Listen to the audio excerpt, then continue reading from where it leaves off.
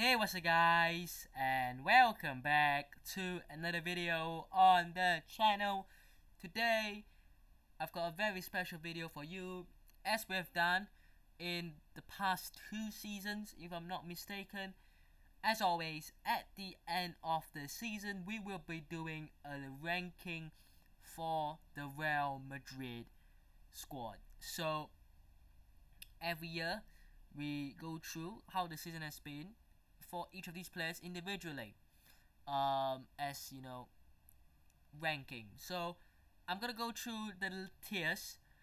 Starting off, top 3 is the best. Now what does that mean?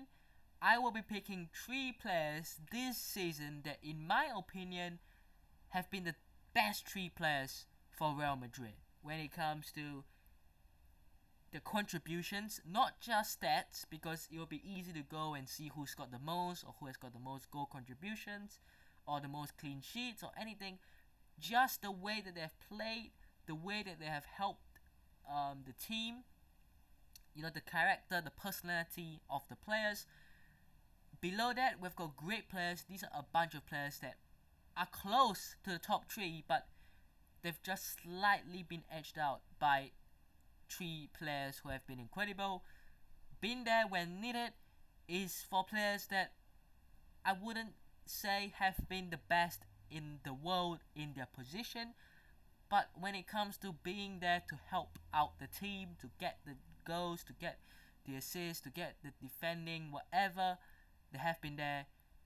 Could be better is for players that I think that are either upgradable in terms of going out to the window, the market, and buying someone who can upgrade them, or these players have done alright but could be a lot better.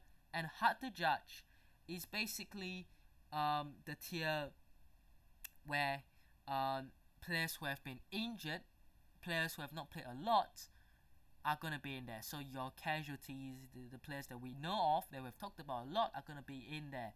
But let's start off position by position. Of course, I've made this tier myself, this list. So we've got every player this season who has played most games. So I'm not going to add in players like Mario Martin, for example, who has come on for a few minutes. I'm going to add in players who are in the main team and players who have actually played. So these are the players. I don't think I've missed out on anyone. As far as I can tell, I don't see anyone missing. So that's great. Starting off, obviously, before we go through these players, what a season it's been. The Champions League, La Liga, not quite able to get the Copa del Rey through the line, but Atletico Madrid obviously beat us. But this season, at the start of the season, if you asked me, did I expect to win the Champions League? I would say no. Because as many people have put this was meant to be the transitioning year. The year that you're not going to get anything out of this year. Next year you might get Kylian Mbappe and a few other shining toys, and you're going to win big next season. But for Real Madrid to do it this season with 2 losses this whole season is remarkable. It's a remarkable season. It's one of the best seasons, I would say, in Real Madrid's history. Underrated. But let's go through position by position, starting off Thibaut Courtois. Look, you would put him in the hard to judge because of injuries. I'm gonna put him there because I don't think it's fair to put him anywhere else, because I think that if he had played the whole season, he would be a top 3 contender. But I think that honestly, he's been hard done with injuries since the start of the season. He's come back for the last month or 2. He's played well. He's kept many clean sheets. He has obviously won the Champions League in a way that he has helped win, with the saves that he has made in the final against Dortmund. Obviously, if we were judging it based on the games that they've played, certainly be in this area, certainly. But I would put him here because this is what the tier is made for players who have been injured for a long period of time. And look, he's been injured for 7-8 months, so obviously it is hard to put him anywhere higher. Lunin. Now, I genuinely believe that Lunin is a top 3 contender. Now hear me out. I'm not saying I'm gonna put him there just yet, but he stepped in for Courtois, and then Ancelotti decided, look, I want a keeper that I could have more trust and faith on. And obviously we'll talk about him later, but he brought in Kepa. Kepa started for a while, and then he got injured as well, and Lunin had to play. And Lunin has played ever since, and has been the number 1 up until the last couple of weeks when Courtois has come back. I'm gonna say he just misses out. I think Lunin has been one of the great players of the team. He's really close to the top 3 for the season. I think he's the best backup keeper in the world. I genuinely believe so. I think that he has played so well. He's been called upon when needed, and he has performed when needed as well. The final keeper, Kepa. Look, it would be easy to put him here, but for the integrity, I'm gonna put this as more of injuries. Because if not, I could put basically half the team here, because the main players who have played the most would be the higher ranks, and the substitutes who have played lesser will be here. I thought Kepa, look, been there when needed. Really, he's played when Ancelotti didn't really have the trust on Lunin, and when he has played, he has been incredible. Okay, maybe not incredible, but he's done the job. Certainly incredible. But that's how I'll rank the 3 goalkeepers. I think Lunin has been incredible. Kepa has been there when he's been called upon, and I think Courtois is hard to judge, or is hard to give him anything higher, because I don't really think it's fair on the likes of Lunin, for example, who have played a lot of games. Even Kepa. Moving out of the keepers, we have got left backs. Fran Garcia. I've seen a lot of criticism for him, and I have no idea why. I think he's been there and done that. When he has played, he has performed. Now look, I'm not going to say he's a perfect left back. The defensive side of his game has to improve. We know that. But when you're playing against a low block, a defensive team, and you need to unlock the wing, Fran Garcia has genuinely done that. He has been incredible. When we play against teams who play 3 or 5 at the back, who play defensively, who like to put a lot of men on the wings to mark and defend, he has been there, and he has helped unlock the left hand side. I certainly think that his defensive side of his game could be better, but definitely been there and done that. Now, Ferland Mendy is a very interesting one here, because I think it would be harsh to put him anything below been there, done that. But personally, for me, I think he could have been better. I really do. Look, similarly to Fran Garcia, but on the opposite side, defensively, Ferland Mendy is the best defensive left back in the world, but going forward, he's very suspect. For Ferland Mendy, it might be the end of his reign at Real Madrid. It might be the end of his time. Who knows? But comparing this season to even 2 seasons before, the expectations, I think, have been lowered. But not to say he's been poor. I just think he certainly could be better. Right backs, Lucas Vazquez, been there, done that, similar to Fran Garcia. Genuinely, he's been incredible, and honestly, coming in for Carvajal when Carvajal has been suspended or rested, he's done the job. And obviously, for a player who isn't even a right back, let's be real, Lucas Vazquez a few years ago was a right winger, and then under Zidane, he got converted into the right wing back role, and now he's a right back. Obviously the role isn't his favorable role, but he's still done it. Carvajal, great players, one of the great players of the team, leader, one of the captains, certainly. 6 Champions Leagues now, along with Nacho, Modric and Kroos. More Champions League wins than Barcelona. Incredible. Deserves it. Nacho could be leaving. Where do we put Nacho in this? Certainly could be better. I think that, you know, for times of the season where he's been called upon again, next to Rudiger or next to Chouameni, he's been there, he's helped. But I think he's been very underwhelming sometimes, and obviously he's made mistakes. Everyone does, but and then obviously there was that game. I think it was against Bayern Munich, wasn't it? Where he was throwing tantrums, and I was thinking, as a captain of the club, you shouldn't really be, but maybe it's just his determination to win, his will to win, but he certainly could be better for me. Alaba, hard to judge because we saw him until December.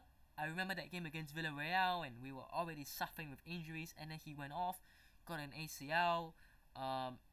If I'm not wrong, it is an ACL, right? And has been out for 6-7 months now. He'll miss the Euros as well, so has Courtois. So it's hard to judge, but in terms of being the players in the dressing room when the team is down, he's there to bring the hype, to bring the motivation, to help guide the younger players. Certainly, he's a role model that players look at. Rudiger, Antonio Rudiger is very, very close to this. Obviously, we can still make changes after.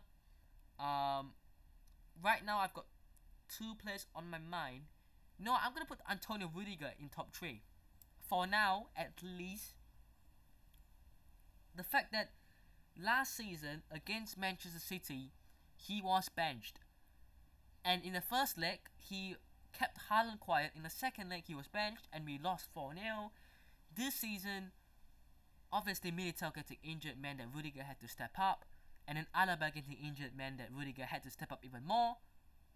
But he has done incredible. He's been the best centre back in the world, in my opinion. I think there are a few. I think Saliba is a good shout as well, but he's been up there. He's been up there with William Saliba, definitely. But I genuinely believe that he's the top 2 to 3 best centre backs in the world right now, and he's genuinely been the top 2 to 3 players for Real Madrid this season. But we'll come back to that because I think I've got one more player that I would like to think is in that conversation. Militao, hard to judge again. Look, injuries have ruined these 3 players, the keeper and the 2 centre backs. But Militao, he's hard to judge. Look, that game against Villarreal, he made a lot of mistakes. We can judge by that. So realistically, he's still getting back to full fitness. Chouameni has had his injuries, certainly, but he's been a great player. He's only been out for the last few weeks, but this whole season has been, very, very crucial because no one can do his role. No one can do his job better than him. It's the number 6 role, which is his best position, and he has really, really impressed. Camavinga, been there when needed, I think would be a very great way to put him. Certainly, that goal that he technically scored against Man City, but it didn't, count to him. And overall, Camavinga is a weird one because out of him, Chouameni, Valverde, and Bellingham, you would think he's the worst, but sometimes he performs better than those other players. So it's kind of a weird one with Camavinga, but he's been there and done that, really. Dani Ceballos, I mean, look, I'm not going to say much, but every time I watch Dani Ceballos play, I just think he needs to leave. And I hope, for the sake of him and his career, he just wants to leave and he requests to leave, please. I've not remembered a single good game from Dani Ceballos this season except for that Union Berlin game away from home where he scored. But genuinely, every time he plays, he gets the ball, he panics, and then he passes it all the way back to the defense and the keeper. That's all he's done. Fede Valverde is a very close shout. In fact, I'm gonna rank them. So it's a very, very close shout to the top 3. I think he's more closer to Lunin, to the top 3. Yeah, I'll keep it that. And in terms of here, yeah, we'll keep it that. But genuinely, he's been incredible incredible avoided the engine. How many games was it? He went 50 games or something without or he's played 50 games in a row without stopping or something. Obviously, he did come off as substitutes, but 50 games in a row starting is incredible. Can I just say? And he deserves it. He's probably the most unique and important midfielder that we've got because he's the engine, because he has the speed, the pace. Incredible. He's able to help out defensively, going forward on the right side of the pitch. He helps Carvajal out. He's been incredible, but he just misses out on the top 3 for me. Now, Toni Kroos for me is the player that I would challenge with Rudiger. But for me, I think Rudiger will get that spot ahead of Toni Kroos. Now, don't get me wrong, this has arguably been one of Toni Kroos' best season yet. But I think the fact that Rudiger has stepped in, has made the centre-back spot his own. He's probably going to be the starter next season with Militao or Alaba. And Toni Kroos obviously retiring with a La Liga and a Champions League is incredible. But I think he just misses out. And I think Rudiger has been underrated, by the way, can I just say. Luka Modric played lesser this season, but been there when needed. Certainly, look, he might retire, he might leave at the end of the season. Let's hope he stays for one more year, because we're already losing Toni Kroos, so it'll be really, really sad. But I think Modric, we should put him higher, we should put him here. And in terms of these guys, Camavinga can go here. And then I would agree that maybe Kepa has done more than these two in terms of when he's played, but certainly I would say Modric, I wouldn't say it's been bad because he hasn't played a lot, but he's been there, really. Jude Bellingham, I mean, is that even a question? Top 3, arguably the best youngster in the world, along with another player on this list. I mean, the stats he's put up as a newcomer, as a newbie to Real Madrid, it's incredible. And it's not just the goals and the assists he's put up, it's the maturity at 20 years old, and he's going to turn 21 this summer, by the way. It's the leadership, the character, the way he talks, the way he, addresses, the way he puts himself. It's incredible. Incredible. Very mature. He's definitely a Ballon d'Or candidate. Definitely. Arda Güler, hard to judge. Hasn't played a lot. And again, injuries has ruined him. Certainly. But in the last couple of weeks when he has played, obviously, 6 goals or whatever, in 6 goals with 6 shots or something. Certainly incredible. Brahim Diaz, been there when needed. I mean, can you forget some of these guys' goals? I mean, it's been stunning. Every goal I think Brahim Diaz has scored this season has been incredible. So, it's genuinely been incredible. I would say he's probably here, maybe. Yeah, let's put him here. I think it's been really, really incredible when he's played. He's got some absolute bangers as well. Rodrigo, bit underwhelming, but let's not forget that this player has obviously scored some big goals as well. But absolutely a great player. Definitely, I remember those goals against Cadiz as well, even against Girona. He likes to score bangers too, and obviously in that second game against Man City, scoring that goal, the opening goal, was huge to get us ahead of the game, to get us into the game, to get us the lead, to get Man City to attack, to cause the drama and chaos in that game. Rodrigo will be here to stay, and obviously there has been this report that he could go Man City. He could go to Man City. Obviously, he's staying, and he signed a new contract until 2028, if I'm not wrong, with a 1 billion release clause. So he ain't going nowhere. Vinicius Junior, definitely, I would say, the best player this season. For me, you can see the growth in Vinicius Junior every single season, from a young kid to obviously a bit more mature, a bit more experienced. But then obviously remember those days, Benzema telling Florentino not to pass to him, And then he formed this duo with Benzema for 2 years. And then last season, Benzema, was more quiet, didn't score as much in terms of the big games, and Vinicius Junior stepped up a lot. And this season, he has made it his own, and he's got in the Champions League final again. He's won his second Champions League at 23 years old. Incredible, it really is. Joselu,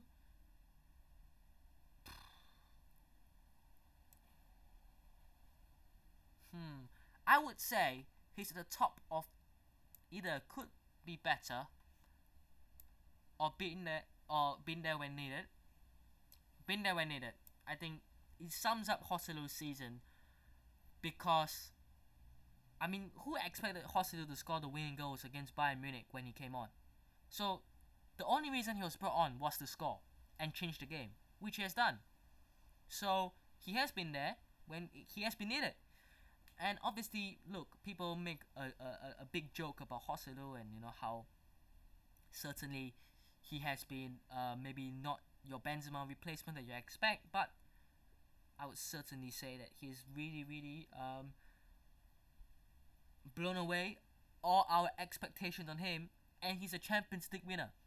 This is a guy that at a young age left Real Madrid because he wasn't getting the game time. He wasn't good enough, and then he's been everywhere. He's gone to Newcastle, he's went to Stoke, he's went to Germany, was it Hoffenheim or wherever he's been. He's come back to Spain, he's played for Alaves and Espanyol, and he's made that move to Real Madrid, and he's gonna probably stay permanently. So that sums up his career, from a player who was playing with Stoke to being a Champions League winner. But let me know what your thoughts are on that list. I think it's a bit controversial. I think there has been 5 to 6 top players. I would say Vinicius Junior, Bellingham, Rudiger, Cruz, Valverde, and Lunin. For me, could all be in the top 3, genuinely. And these 4 have been hit with injuries. Especially Arda Güler, we want to see more of him next season. Hopefully, we can get to see the good Arda Güler. Nacho might be leaving, Tono Mendy might leave, Dani Ceballos should leave, and then these guys here have just been there to get the job done. But let me know what your thoughts are down below. Let me know if you would change anything. Hope you guys have enjoyed today's video. Hit the button instead, subscribe to the channel on already, and I'll see you guys in the next one. Peace.